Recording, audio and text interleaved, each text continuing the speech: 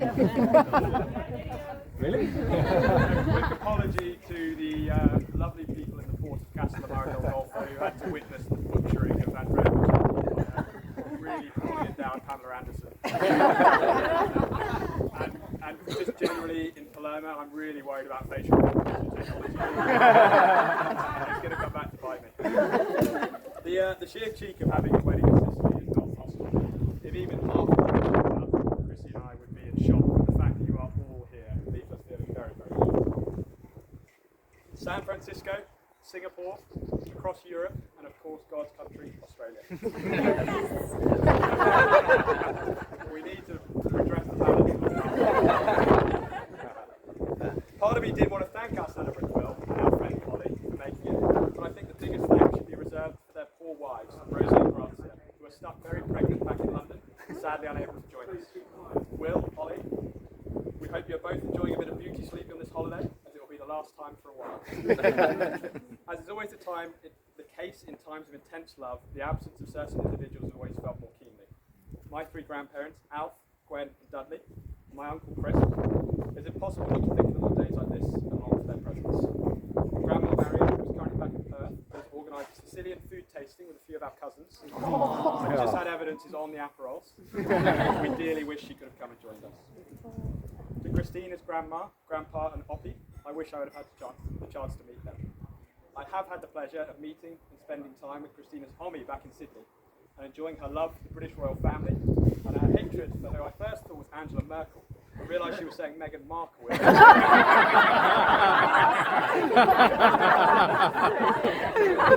see that the Murdoch Empire is still going strong. To Christina's family, Liz, Bill, Bianca, Izzy, Mo. I'm very sorry I'm not a better skier, surfer, swimmer. I'm very sorry that I've kept your daughter on the opposite side of the world for so many years. Despite the distance and time constraints, the time we have spent getting to know one another has been so fantastic, largely due to how welcoming you've all been to me. Distance has been compensated for with mass travel around the UK, in Sydney and Byron Bay, to Corsica, to Austria 3 times, and finally to Sicily. Christina has mapped out a further 3 holidays next year with you, none of which you're aware of. To finally be a formal part of the Crossman family rather than the weird guy Christina went to South America with is really a blessing. I look forward to waking up tomorrow to seeing my inclusion in the Crossman family WhatsApp group.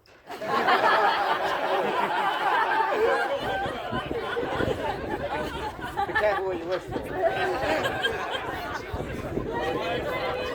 As is usually the case with families with 3 boys, emotional expression is one of our strong suits. But I just wanted to say how dearly I love all of you and treasure our time together. Dad? Right, Thanks for the speech last night. I know how hard you worked to give us the opportunities and privileges we received, and you did all that with good humour. And dedication. I learned every swear word I could ever want or need from you on the golf course, as well as the perfect trajectory with which to launch a faulty golf club from the tee box and into the nearest body of water, often travelling further than the ball itself. Robin, you are the glue that keeps us all together, the tour de force of organisation and energy. Sorry for the mass imitations and jokes we make at your expense. All love and thank you both for working so hard to give us such a transition to adulthood. I know we have given and continue to give you headaches and sleepless nights, but honestly, you do a great job of producing.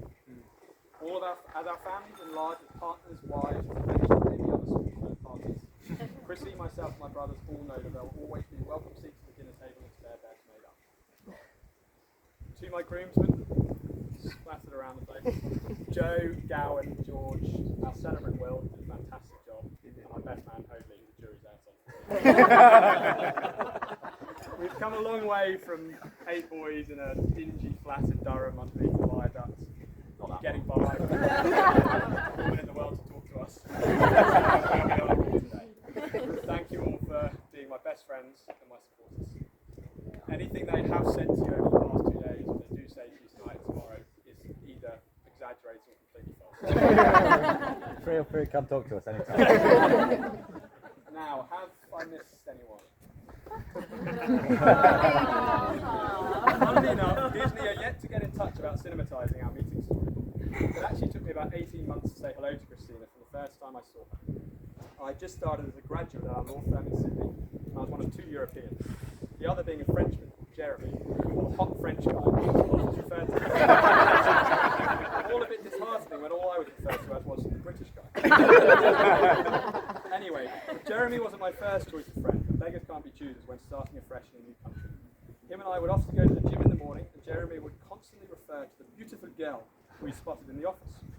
Jeremy would strut about the gym, sourcing any piece of equipment that happened to be near the beautiful girl's vicinity, and dragging her reluctantly with him. One thing I did agree with Jeremy on was that this woman was indeed beautiful, and also far outside my league. So 18 months later, I found myself on the dance floor of a dive bar at the foot of the Thredbo Mountains in southern New South Wales, and this woman was speaking to me, the British guy, not the hot French guy. Tequila is a wonderful thing. We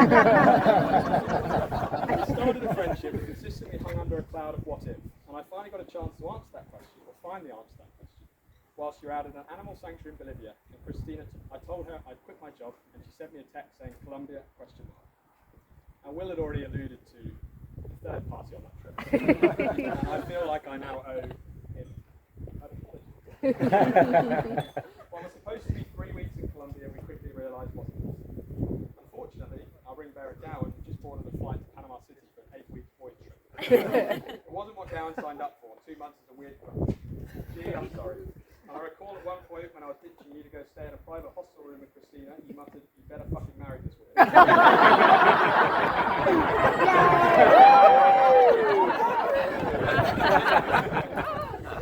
Christina, you are my rock. When I mentioned I was bloody miserable as a lawyer and wanted to explore writing, you were the first person to say, why not? In fact, there isn't one time in our relationship where I've come to you with a quandary, a desire to do something different or change something up, where you haven't provided the perfect sounding board of support. Coupled with that, you're a badass lawyer with unshakable principles and an unwavering moral compass. Sometimes our debates are fierce, we both don't lack in stubbornness and certainly have a few words to say, but there's always that respect. You have a career that has taken you to the highest courts of both England and Australia, to international conferences, and shortly to Azerbaijan and Brazil. Potentially more if we stay in the UK.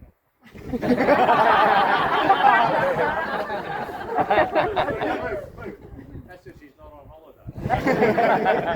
I'm your biggest cheerleader and feel so lucky that I get to watch wherever it takes you next.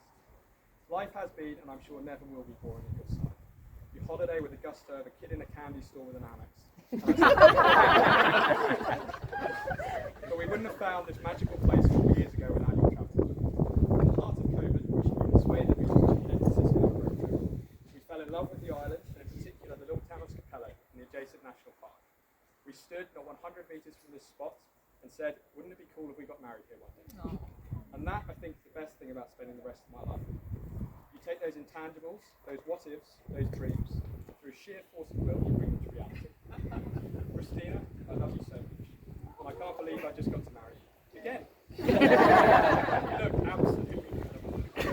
And I would love it if everyone here could raise their glass to my beautiful bride.